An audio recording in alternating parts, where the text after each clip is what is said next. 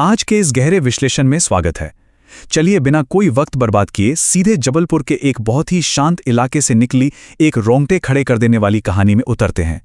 ये एक ऐसा खौफनाक मनोवैज्ञानिक ड्रामा है जो हमें साफ साफ दिखाता है कि जब एक गहरे ट्रॉमा को जानबूझकर दबा दिया जाता है तो उसकी कितनी भयानक कीमत चुकानी पड़ती है।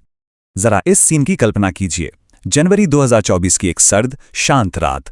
डाइनिंग टेबल पर बैठा एक पिता बड़े मजे से खाना खा रहा है और अपनी बेटी से कहता है, आज आलू के पराठे बहुत अच्छे बने हैं।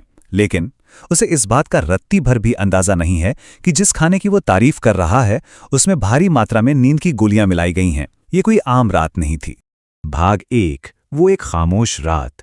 आइए इस तनावपूर्ण कहानी को ठीक उस पॉइंट से शुरू करते हैं जहां सब कुछ टूटने की कगार पर था।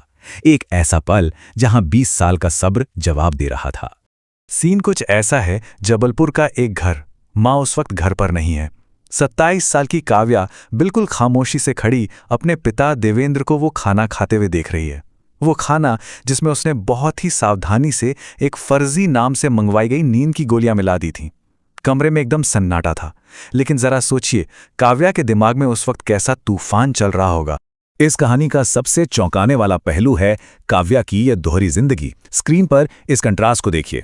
बाहर से देखने पर वो एक परफेक्ट, हमेशा मुस्कुराने वाली प्राइवेट स्कूल टीचर थी, अपने कलीग्स और बच्चों की बिल्कुल चहेती। लेकिन अंदर से वो एक टूटी हुई बच्ची थी जो पिछले 20 सालों से एक खामोश दर्द की आग में धीरे धीरे जल रही थी। भाग 2, 20 साल पुराना गहरा दर्द। अब सवाल ये उठता है कि सबकी चहेती एक शांत टीचर आखिर इतने खौफनाक कदम तक कैसे पहुंच गई। इसे समझने के लिए हमें ठीक 20 साल पीछे जाना होगा। इस भयानक दर्द की शुरुआत तब हुई जब काव्या महज 7 साल की एक छोटी सी बच्ची थी। और सबसे डरावनी बात पता है क्या है? ये सब बंद दरवाजों के पीछे हुआ और उस इंसान ने किया जिसे उसकी रक्षा करनी थी। देवेंद्र, जो दुनिया की नज़रों में एक बहुत ही इज्जतदार सरकारी क्लर्क था, घर की चार दीवारी के अंदर अपनी ही 7 साल की बच्ची के लिए एक खौफनाक दरिंदा बन चुका था। शुरुआत में शोषण को एक बहुत ही डरावनी धमकी से दबा दिया गया। देवेंद्र ने उस मासूम बच्ची को डराया कि किसी को बताया तो मम्मी बहुत रोएगी, मम्मी बीमार पड़ जाएगी। एक 7 साल की बच्ची के दिमाग पर इस बात का क्या असर हुआ होगा? वो डर गई। लेकिन महीनों तक ये घुटन सहने के बाद एक दिन काव्या फूट पड़ी और उसने अपनी मां सरला को वो पूरी खौफनाक सच्चाई बता दी। और यहीं पर इस कहानी का सबसे दर्दनाक मोड़ आता है। एक ऐसा धोखा जिसकी कल्पना भी नहीं की जा सकती। जब काव्या ने अपनी मां को सच बताया तो मां ने क्या कहा? बेटा, तुमने गलत समझा होगा, किसी को मत बताना, लोग क्या कहेंगे। मतलब मां सब जानती थी, लेकिन तथाकथित परिवार की इज्जत बचाने के लिए उसने सच से आंखें फेर लीं और अपनी ही बच्ची को हमेशा के लिए खामोश रहने पर मजबूर कर दिया। भाग 3, बंद दरवाजों के पीछे घुटन। ये हमें बिल्कुल साफ दिखाता है कि बचपन का अनसुलझा ट्रॉमा कभी खत्म नहीं होता। वो बस अंधेरे में अपनी बारी का इंतजार करता है। इस टाइमलाइन को देखिए और समझिए कि कैसे ये प्रेशर कुकर की तरह बना। 2004 में वो शोषण हुआ और मां ने चुप्पी साध ली। साल बीतते गए, लेकिन 2022 में जब देवेंद्र रिटायर हुआ तो घर का माहौल सच में दमघोटू हो गया। अब काव्या को हर दिन सुबह शाम अपने अपराधी का चेहरा देखना पड़ता था और उसी के साथ खाना पड़ता था। ये रोज रोज की घुटन ही थी जिसने 2024 में उसे उस भयानक फैसले तक पहुंचा दिया। अब यहां एक बात साफ कर दूं, ऐसा नहीं है कि काव्या ने सही रास्ता नहीं अपनाया। 2023 में उसने बाकायदा एक महिला NGO और एक वकील से कांटेक्ट किया था, लेकिन वो कानूनी रास्ता पूरी तरह से बंद हो गया। क्यों? क्योंकि उसकी अपनी मां ने इज्जत के नाम पर पॉक्सो केस में गवाही देने से साफ मना कर दिया। अब 20 साल बाद कोई फिजिकल एविडेंस तो था नहीं, पिता के इनकार करने की पूरी गारंटी थी, तो वकील को भी लगा कि केस बहुत कमजोर है। न्याय के सारे दरवाजे सचमुच बंद हो चुके थे। भाग 4, बदले की खौफनाक साजिश।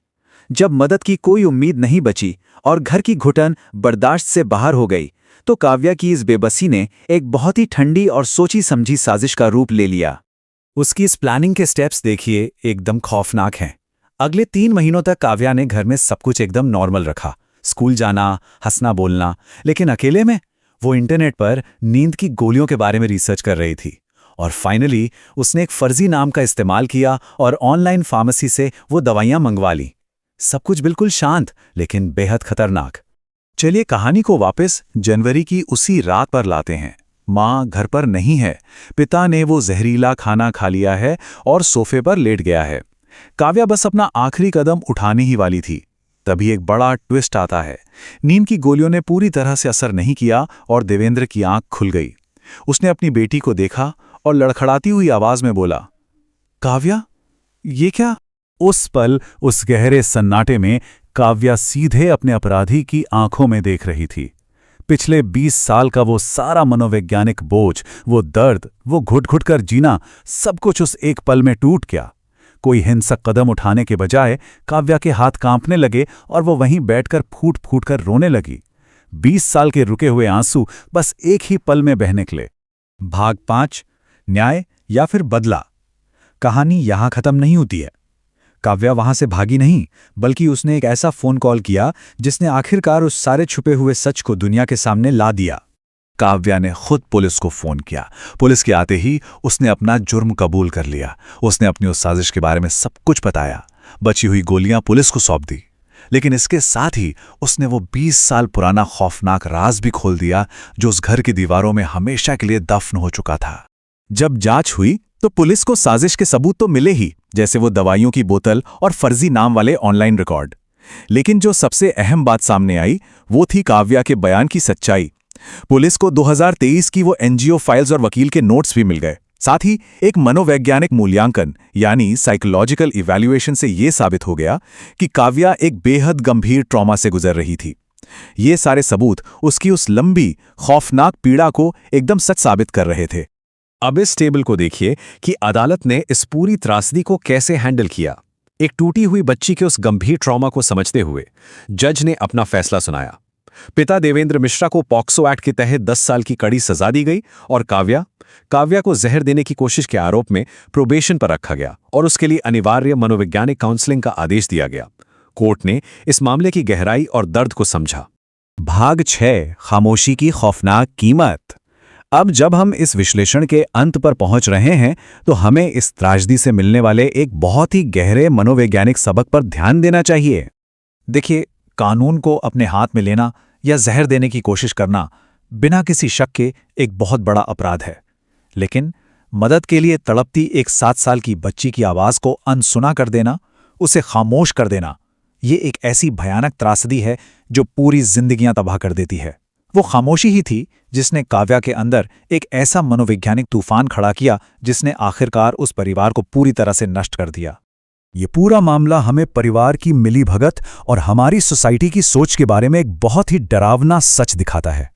और जाते जाते ये हमें एक ऐसे सवाल के साथ छोड़ जाता है जिस पर हम सबको गहराई से सोचना चाहिए।